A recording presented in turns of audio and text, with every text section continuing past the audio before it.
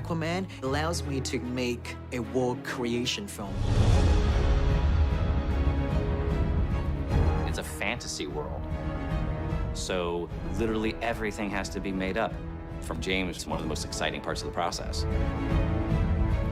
It's challenging because you're designing a whole different world that we've never seen before, and you're doing it from scratch.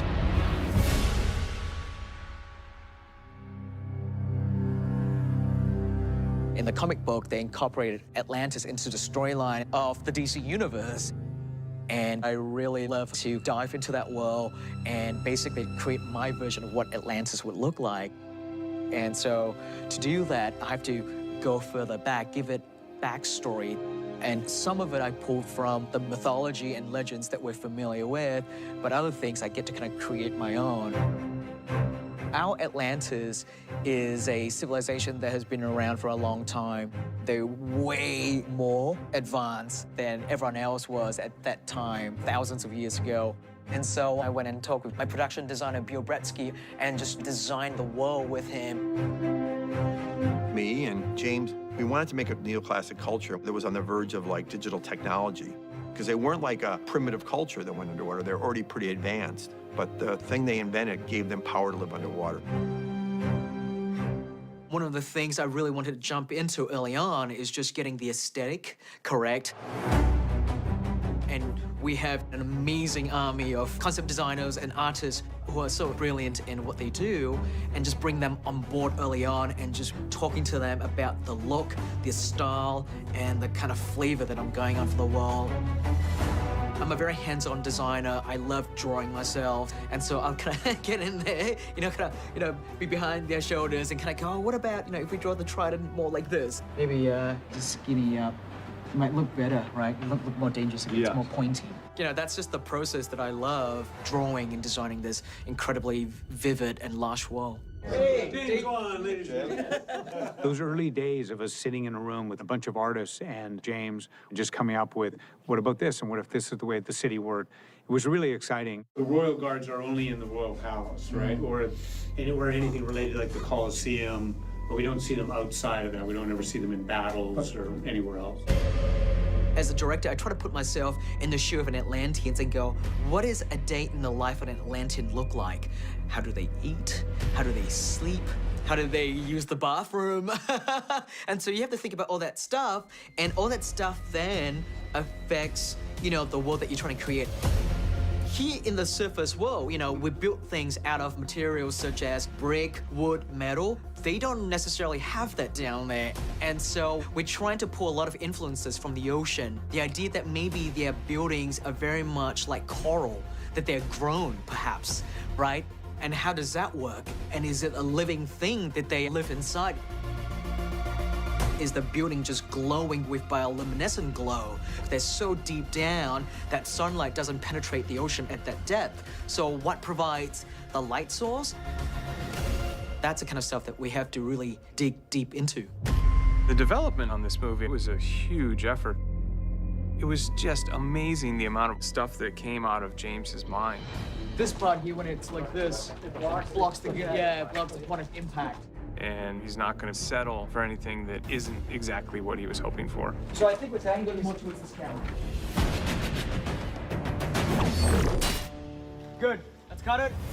Going to this, I knew that it would be super visual effects heavy. And I don't think there is one frame in this movie that isn't touched by visual effects in some ways.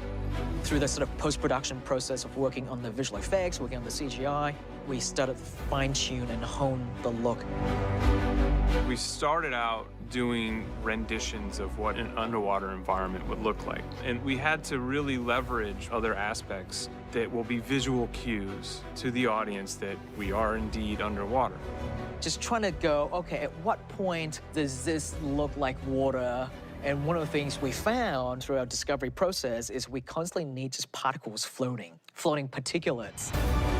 So we always have this particulate in our water volume. And you'll notice that as the characters move through the water volumes, that particulate moves around them and it moves with them.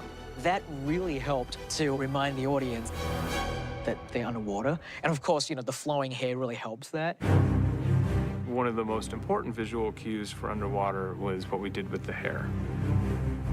I mean, we knew going into this that the hair was going to be difficult, but I don't think anyone appreciated how difficult it was going to be.